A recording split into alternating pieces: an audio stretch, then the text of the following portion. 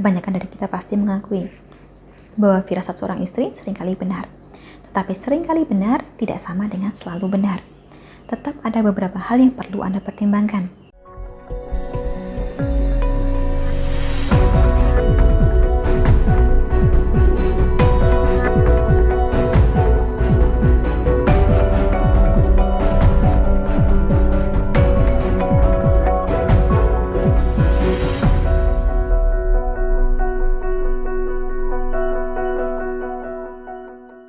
Salam Rahayu, dengan Dewi Sundari di sini. Apa kabar Anda? Saya doakan semoga selalu sehat dan senantiasa diberikan kemudahan serta kelancaran dimanapun Anda berada. Kaitannya dengan rumah tangga, salah satu pertanyaan yang paling sering saya terima datang dari Anda para istri.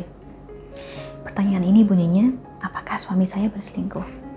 Wajar bila seorang istri merasa khawatir, sebab perselingkuhan merupakan momok paling menakutkan dalam sebuah pernikahan. Sehingga bila suatu ketika suami berubah sikap, muncullah rasa cemburu, curiga, dan sekaligus was-was. Yang menjadi masalah adalah ketika kita sulit mengelola rasa cemburu ini, sulit mengkomunikasikan kekhawatiran kita terhadap pasangan, sehingga banyak sekali istri yang bertanya-tanya apakah suaminya berselingkuh atau tidak. Kebanyakan dari kita pasti mengakui bahwa firasat seorang istri seringkali benar, tetapi seringkali benar tidak sama dengan selalu benar. Tetap ada beberapa hal yang perlu Anda pertimbangkan. Yang pertama, jangan abaikan naluri Anda. Jika memang Anda merasa ada yang tidak beres dengan sikap pasangan Anda, jangan lantas mengabaikannya dan berpura-pura seolah tidak terjadi apa-apa. Yang kedua, bila di satu sisi Anda tidak boleh mengabaikan naluri, maka di sisi lain Anda juga tidak boleh membiarkan naluri mengatur tindakan Anda.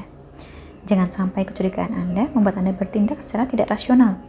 Pasangan tetap berhak atas privasinya. Tidak perlu Anda mengecek handphone suami setiap saat, atau bahkan menelisik semua kontak dan daftar panggilannya. Lebih baik dibicarakan baik-baik dulu.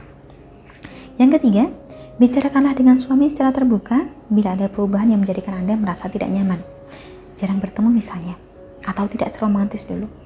Ada kalanya kita menyalahartikan keacuhan sebagai pertanda selingkuh. Padahal sesungguhnya pasangan kita dari dulu memang acuh. Bedanya, dulu mereka masih memperjuangkan kita.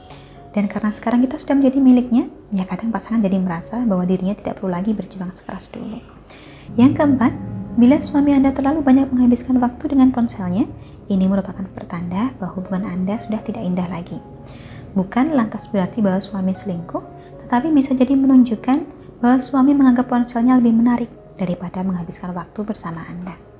Kemudian yang terakhir, pertimbangkan untuk bicara secara serius bila suami Anda mulai ada gelagat mudah panik. Contoh, ponselnya selalu disembunyikan dari Anda, ke kamar mandi pun dibawa, dan tidak pernah memberikan jawaban ketika kita tanya. Hal seperti ini wajar menjadikan kecurigaan Anda dan ada baiknya dibicarakan dengan tenang. Ketenangan itulah kuncinya. Jangan sampai Anda bertindak secara gegabah atau emosional, karena hanya akan memperburuk keadaan. Sebagai contoh saja, ada banyak istri yang mencurigai suami. Tapi bukannya membicarakan hal ini dengan suaminya, sang istri justru melabrak rekan kerja sang suami yang dicurigainya sebagai orang ketiga. Tanpa bukti, tanpa dasar apapun. Kalau sudah begini, itu tandanya Anda menyeret orang lain dalam urusan rumah tangga Anda. Dan hampir bisa dipastikan suami malah akan murka. Sebab semua urusan suami istri itu memang harus bisa dibicarakan berdua dulu.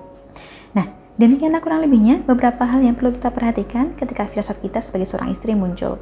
Semoga dapat memberikan sedikit pertimbangan untuk Anda. Terima kasih banyak telah menyaksikan. Sampai jumpa di kesempatan selanjutnya dan salam Rahayu.